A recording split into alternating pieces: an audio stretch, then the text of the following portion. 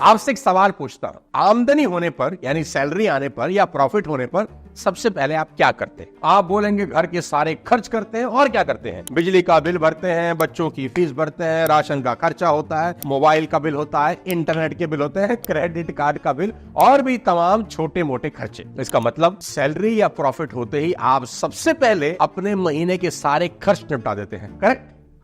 अब आपसे सवाल यह है कि फिर इन्वेस्ट कब करते हैं? तो आप कहेंगे खर्च करने के बाद जो बचता है और अगर बचता है तो वो इन्वेस्ट करते हैं। तो सबसे पहले इसको ठीक करना बहुत जरूरी है। साथियों, आप जो फॉर्मूला लगा रहे हैं वो है income minus expenses equal to investment. ये फॉर्मूला ही गलत है। आज से फॉर्मूला ये कर दीजिए कि income minus investment equal to expenses, यानी आपकी कमाई पर पहला हक खर्चों का नहीं इन्वेस्टमेंट का होना चाहिए। कमाई होने के बाद खर्च काटकर जो बचता है वो इन्वेस्ट नहीं करने का है। कमाई होने के बाद इन्वेस्टमेंट काटकर जो बचता है वो खर्च करने का है। दोस्तों, पैसों को लेकर मेरी लाइफ की ये सबसे बड़ी इंपॉर्टेंट सीख है जिसने मेरा मनी मैनेजमेंट पूरी तरह से बदल दिया। वॉरेन बफेट कहते हैं कि खर्च करने के बाद बचे पैसों को इन्वेस्ट मत करो, बल्कि इन्वेस्ट करने के बाद बचे पैसों को खर्च करो। आप एक परसेंटेज फिक्स कर लीजिए। हमेशा याद रखना, इन्वेस्टमेंट की अमाउंट नहीं,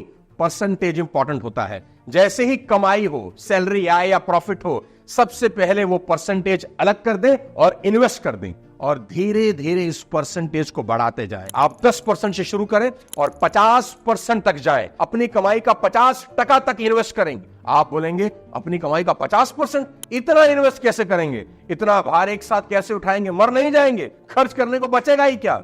अरे मेरे भाई, आज ही 50% इन्वेस्ट करने को थोड़ी कह रहा हूं, धीरे धीरे बढ़ाने को कह रहा हूं। समझाता हूं आपको। एक गांव में एक गडरिया था जो अपनी गायों को बहुत प्यार करता था।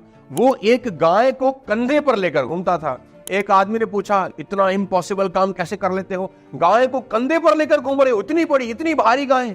गडरी ने जवाब दिया, जब ये गाय पैदा हुई बड़ी छोटी थी, मैं तब से इसे प्यार करता हूं, वो तब से इसको हर समय अपने कंधे पर बैठा कर चलता हूं। धीरे धीरे ये बड़ी हो गई। चूंकि मैं हर दिन इसे कंधे पर लेकर चलता था, इसलिए मुझे इसकी आदत हो गई और इसका वजन भी धीरे धीरे बढ़ता रहा, मुझे पता ही नहीं चला। साथियों, बचत के मामले में भी ऐसा ही है। मेरे दोस्त, जब आप सेविंग से प्यार करने लगेंगे और इसकी आदत बढ़ जाएगी, तो अगर परसेंटेज 50% भी हुई तो भी आराम से आप इसे उठा लें। देखो भाई, जवानी अमीर बनने का सबसे अच्छा समय है और गरीब बनने का भी। जैसे